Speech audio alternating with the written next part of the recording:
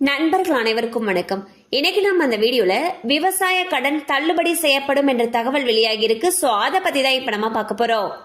மத்திய மற்றும் மாநில அரசுகள் பல்வேறு நலத்திட்ட உதவிகளை அவ்வப்போது மக்களுக்கு வழங்கி வருகின்றன.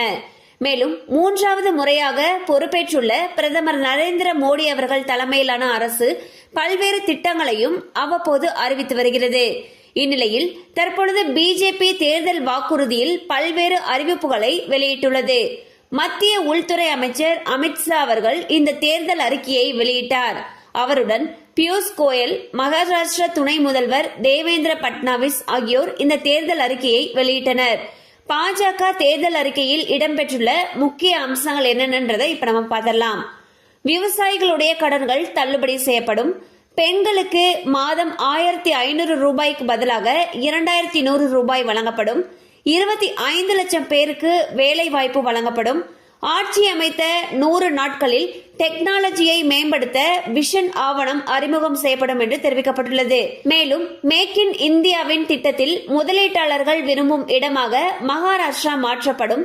திறன் வாய்ந்த இளைஞர்களை கண்டறிய திறன் கணக்கெடுப்பு நடத்தப்படும். பின்டெக், ஏரோநாட்டிக்ஸ் மற்றும் விண்வெளி நிறுவனங்களுக்கு முக்கியத்துவம். அனைத்து பயிற்சி லேப்களும் மகாராஷ்டிராவில் அமைக்கப்படும். இளைஞர்களுக்காக சுவாமி விவேகானந்தா பிட்னஸ் மற்றும் ஆரோக்கிய மையம் அமைக்கப்படும் என்று தெரிவிக்கப்பட்டுள்ளது. சோ பாத்தீங்கன்னா மகாராஷ்டிரா மாநில தேர்தல் அறிக்கையில பாஜக பல்வேறு விதமான சூப்பரான அறிவிப்புகளை வெளியிட்டிருக்காங்க. அதுல ரொம்பவுமே முக்கியத்துவம் வாய்ந்ததுன்னு சொல்லி பாத்தீங்கன்னா விவசாயிகளுடைய கடன்கள் தள்ளுபடி செய்யப்படும் சொல்லியிருக்காங்க. இது விவசாயிகளிடையே பெரும் மகிழ்ச்சியை ஏற்படுத்தியிருக்கு. இதே போல தமிழகத்திலையும் விவசாயிகளுடைய கடன்களை தள்ளுபடி செய்யணும் அப்படிங்கறதே அனைத்து விவசாயிகளுடைய எதிர்பார்ப்பா இருக்கு. கண்டிப்பா இந்த அப்டேட் உங்களுக்கு பயனுள்ளதா இருந்திருக்கும் நம்புறோம். மேலும் இது போல அப்டேட்ஸ் உங்களை உடனே ரீச் ஆகணும்னு நினைச்சீங்கன்னா நம்ம சேனலோட தொடர்ந்து இணைந்திருங்கள். தேங்க்யூ ஃபார் வாட்சிங்.